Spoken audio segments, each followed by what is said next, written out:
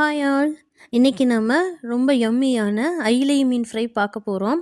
So இதுக்கு வந்து நான் 1 கிலோ ஐலை மீன் வாங்கி நல்லா வாஷ் பண்ணி இங்கே பாருங்கள் நான் கட் பண்ணிகிட்ருக்கேன். ஸோ இந்த மாதிரி வந்து நீங்கள் ஒவ்வொரு பீஸில் ஃப்ரை அப்படிங்கும்போது இந்த மாதிரி நைஃப் வச்சு இந்த மாதிரி கீரல் போட்டு அதுக்கப்புறம் மசாலா இது பண்ணிங்கன்னா மசாலா உள்ளே நல்லா இறங்கும். ஸோ இன்னுமே டேஸ்ட்டாக இருக்கும். ட்ரை பண்ணி பாருங்கள் இந்த மாதிரி. ஸோ வந்து நான் பார்த்தீங்கன்னா எல்லா மீனுமே வந்து ஃப்ரைக்கு தான் போட்டிருந்தேன். ஏன்னா ஐலை மீன் ஃப்ரை எங்கள் வீட்டில் எல்லாேருக்கும் அவ்வளோ ரொம்ப பிடிக்கும்.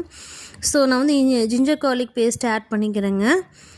நான் எப்போவுமே வந்து பாக்கெட்டில் வாங்க மாட்டேன், அரைச்சி தான் யூஸ் பண்ணுவேன். அதுவும் ஃப்ரெஷ்ஷாக தான் அரைப்பேன். ஃப்ரிட்ஜிலலாம் ஸ்டோர் பண்ணுறது எனக்கு பிடிக்காது. ஏன்னா அது வந்து ஸ்டோர் பண்ணுறது அவ்வளோ ஹெல்த் இல்லைன்னு நினைப்பேன். பார்த்திங்கன்னா ஜேபியோட மீன் வறுவல் மசாலா வந்து நான் ஆட் பண்ணுறேன். ஸோ உங்களுக்கு வந்து எந்த மீன் வறுவல் மசாலா பிடிக்குமோ நீங்கள் வந்து அதை ஆட் பண்ணிக்கலாம். நான் இதில் வந்து பார்த்திங்கன்னா நான் போட்டிருக்கோம் அதிலேயே செய்முறையில் பார்த்திங்கன்னா வந்து ginger garlic paste and salt எதுவுமே ஆட் பண்ண தேவையில்லை. இது ரெடிமேடாகவே பண்ணலாம் அப்படின்ட்டு. பட் ஸ்டில் ஆட் பண்ணும்போது பார்த்திங்கன்னா உங்களுக்கு இன்னுமே நல்ல டேஸ்ட் கொடுக்கும் ஜிஞ்சர் கார்லிக் பேஸ்ட் ஆட் பண்ணால். இதுவும் ட்ரை பண்ணி பாருங்கள். ஸோ நான் இப்போ வந்து ஃப்ரை பண்ண ஆரம்பிச்சிட்டேன்.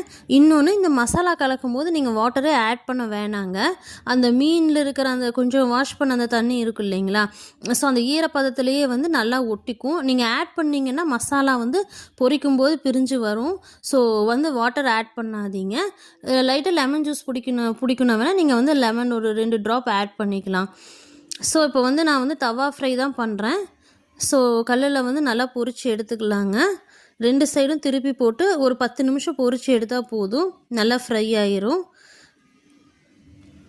பாருங்கள், நம்மளோட டேஸ்டியான ஐலை மீன் ஃப்ரை ரெடி ஆயிடுச்சு. வாங்க சாப்பிடுவோம். Bye bye.